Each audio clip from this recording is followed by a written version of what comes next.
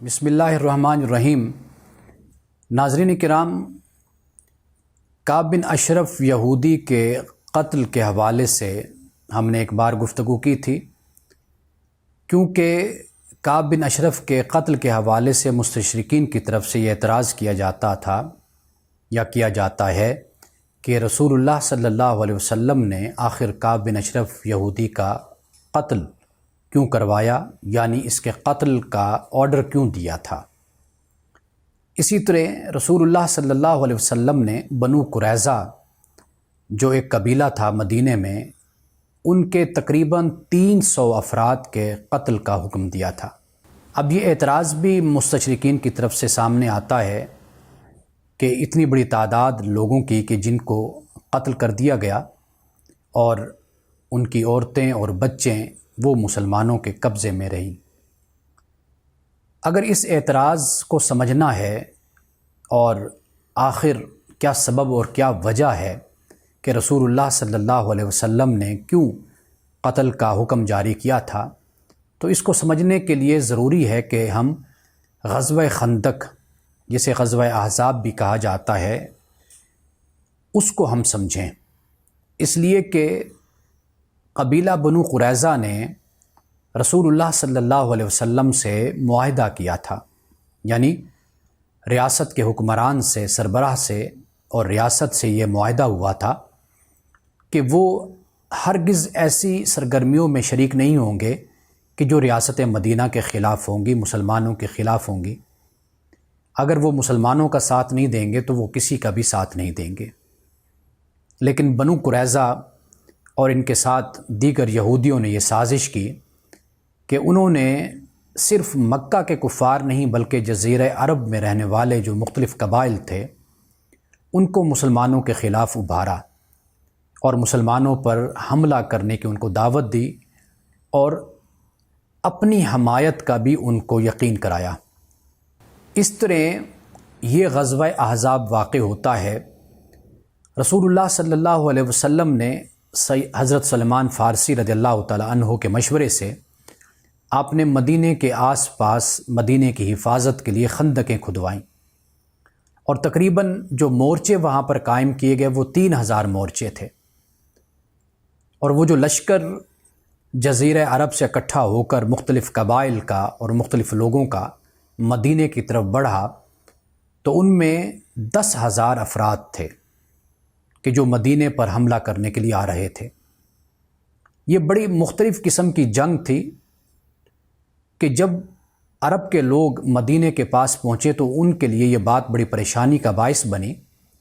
اس لیے کہ وہ تو کھلے میدان میں لڑنے والے لوگ تھے، ان کو اندازہ بھی نہیں تھا کہ اس طرح جنگی حکمت عملی اختیار کی گئی ہے۔ خندقیں کھودی گئیں، مورچے بنائے گئے، اور خندقوں کے کھودنے میں رسول اللہ صلی اللہ علیہ وسلم نے خود بھی شرکت کی۔ اب بنو قریظہ کا خیال یہ تھا کہ اتنی بڑی طاقت اور مختلف گروہ اور لشکر اکٹھے ہو کر جب مدینے پر حملہ کریں گے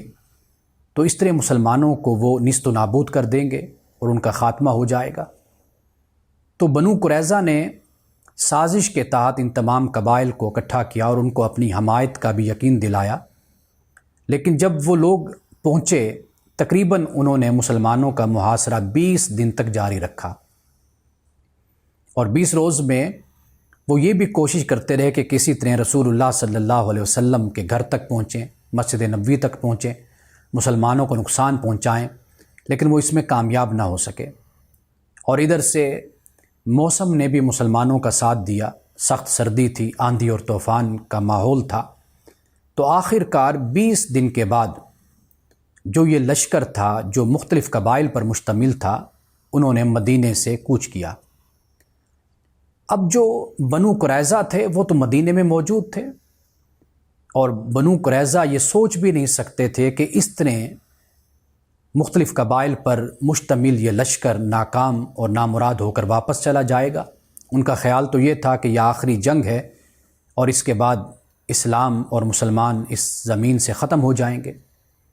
لیکن جب وہ واپس چلے گئے اور وہ لشکر وہاں سے کوچ کر گیا تو اس کے بعد رسول اللہ صلی اللہ علیہ وسلم نے بنو قریظہ کی طرف توجہ کی مسلمان بھی شدید غصے میں تھے، ناراض تھے،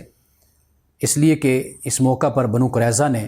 جو سازش کی اور مسلمانوں کے خلاف ان کو بھڑکایا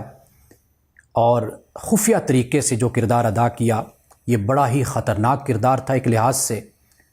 معاہدے کی خلاف ورزی تھی، غداری تھی، اور سب سے بڑی بات یہ تھی کہ بنو قریظہ نے وہ کام کیا، وہ کام کر دکھایا کہ جو کسی قبیلے نے بھی نہیں کر کے دکھایا تھا۔ یعنی مختلف قبائل یہودیوں کے مدینہ المنورہ میں موجود تھے، رسول اللہ صلی اللہ علیہ وسلم نے ان کے ساتھ نرمی کا معاملہ فرمایا تھا، اس لیے کہ ان کی سازش اس حد تک نہیں پہنچی تھی۔ لیکن بنو قریظہ نے اس حد تک سازش کی کہ عرب کے، جزیرہ عرب کے مختلف قبائل اور لشکروں کو مسلمانوں کے خلاف جمع کیا اور مسلمانوں پر ان کو لڑنے کے لیے تیار کر دیا۔ یہ بہت بڑا ان کا کام تھا، بہت بڑی سازش تھی۔ آخر مسلمان اور رسول اللہ صلی اللہ علیہ وسلم نے جب ان کے قلعہ کا محاصرہ کیا تو 15 روز تک یہ محاصرہ رہا، اور باقاعدہ اعلان کیا گیا کہ وہ لوگ کہ جنہوں نے غداری نہیں کی، جو اس جنگ میں مسلمانوں کے خلاف نہیں تھے، جنہوں نے معاہدے کی خلاف ورزی نہیں کی، ان کو اجازت ہے وہ جا سکتے۔ اس کے بعد جب یہ مشکلات کا شکار ہوئے تو 15 روز کے بعد انہوں نے پھر ہتھیار ڈال دیے۔ یہ 300 افراد تھے۔ حضرت سعد کہ جو تورات کا بھی علم رکھتے تھے اور معلوم تھا کہ یہودیوں کی کتاب یعنی تورات میں اس بات کا ذکر ہے کہ اگر ایسی قوم کہ جو وعدہ خلافی کرتی ہے، عہد شکنی کرتی ہے، معاہدے کو توڑتی ہے، تو اس کی سزا یہی ہے کہ ان کو قتل کر دیا جائے۔ تو تورات کے مطابق پھر بنو قریظہ کے 300 افراد کو، مردوں کو قتل کیا گیا۔ یعنی ایک لحاظ سے یہ محاربین بھی تھے، یعنی یہ جنگی جرائم میں ملوث تھے۔ انہوں نے مسلمانوں کے خلاف جنگ بھی کی، مسلمانوں کا مقابلہ بھی کیا، اور مسلمانوں کے خلاف دوسری قوتوں کو لڑنے کے لیے ابھارا۔ تو مستشرقین کی طرف سے جب یہ اعتراض کیا جاتا ہے تو شاید وہ اس اقدام کے پس منظر کو بھول جاتے ہیں یا اس کو اگنور کر دیتے ہیں کہ آخر وجہ کیا بنی کہ ان کے خلاف اتنا انتہائی قدم کیوں اٹھایا گیا۔ ایک شخص کا اگر انفرادی کوئی جرم ہوتا ہے تو اس کو اسی حوالے سے ہی نپٹا جاتا ہے، اس کے ساتھ اس کا فیصلہ کیا جاتا ہے۔ اگر اس کا جرم کم درجے کا ہوتا ہے تو سزا اسی حساب سے دی جاتی ہے، اگر اس کا جرم انتہائی درجے کا ہوتا ہے تو سزا بھی پھر انتہائی ہوتی ہے۔ اور اسی طرح بنو قریظہ ایک لحاظ سے اپنا آخری حربہ اور انتہائی جرم کر چکے تھے۔ اس کے بعد اگر ان کو چھوڑ دیا جاتا تو گویا کہ ان کی سازشیں اور ان کے پلان اور ان کے منصوبے مسلمانوں کے خلاف اور بڑھ جاتے۔ آپ اسی طرح سمجھ سکتے ہیں کہ جیسے آج ابو غریب کی جیل ہے یا گوانتانامو بھی ہے کہ وہاں پر جنگی جرائم میں ملوث جو مجرم ہوتے ہیں ان کو رکھا جاتا ہے۔ آج کی جدید اور مہذب دنیا کو ہم دیکھ سکتے ہیں کہ وہ ان جرائم میں جو ملوث لوگ ہوتے ہیں ان کے ساتھ کیا سلوک کرتے ہیں، اور ان کا قانون، ان کا آئین اس بارے میں کیا کہتا ہے۔ اگر موجودہ حالات میں جنگی جرائم میں ملوث افراد کے ساتھ ہونے والے سلوک کو مد نظر رکھ لیا جائے تو اس پر کوئی اعتراض نہیں کیا جا سکتا، اس لیے کہ رسول اللہ صلی اللہ علیہ وسلم نے ہر قبیلے کے ساتھ نرمی کا معاملہ فرمایا تھا، اور اس انتہا تک کسی قبیلے کو اجتماعی طور پر سزا نہیں دی تھی کہ ان کے 300-400 افراد کو قتل کرنے کا حکم دیا ہو۔ ان کو خاص طور پر اس لیے حکم دیا گیا اور پھر ان کی تورات، ان کی کتاب کے مطابق ان کے لیے سزا مقرر کی گئی کہ یہ وہ سزا ہے کہ جو ان کی کتابوں میں موجود ہے، اور یہ وہ سزا ہے کہ جو آخر غداری کی سزا ہے اور معاہدہ شکنی کی سزا ہے۔ تو اس لیے رسول اللہ صلی اللہ علیہ وسلم نے بنو قریظہ کے ان افراد کے قتل کا حکم جاری کیا تھا۔ کعب بن اشرف یہودی کے قتل کے حوالے سے بھی ہم نے اس پر بات کی تھی کہ آخر رسول اللہ صلی اللہ علیہ وسلم نے اس کے قتل کا حکم کیوں جاری فرمایا، اور اس پر جو اعتراض تھا اس کا بھی جواب دیا تھا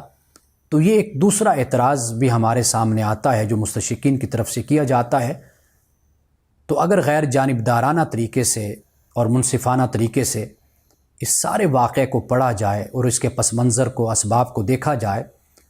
تو پھر کوئی شخص بھی اس فیصلے اور اس اقدام کی مخالفت نہیں کر سکتا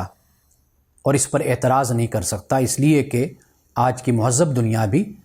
اسی اصول، اسی قاعدے اور اسی قانون کو ہی فالو کرتی ہے۔